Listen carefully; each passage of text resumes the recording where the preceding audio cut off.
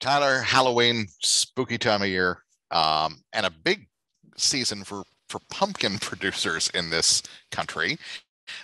Probably the biggest, if I had to guess. That's, What are we looking at in terms of pumpkin production in Canada?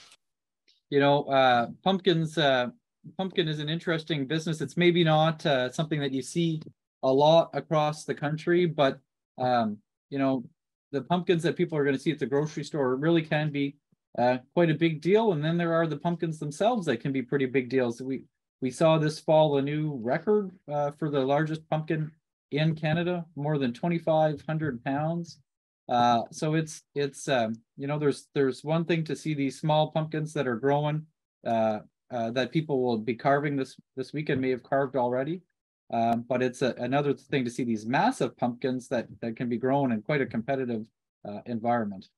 And what affects, whether you get a smaller pumpkin or one of those gargantuan gourd pumpkins?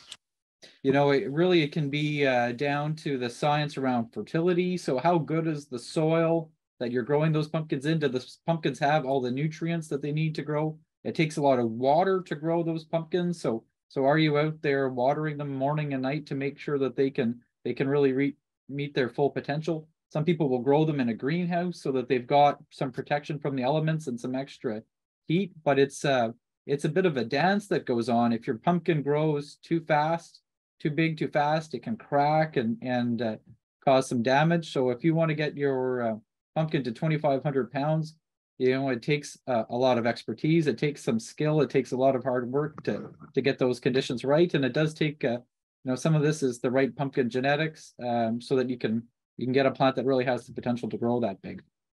It certainly takes a big knife if you're going to turn it into a jack-o'-lantern, right?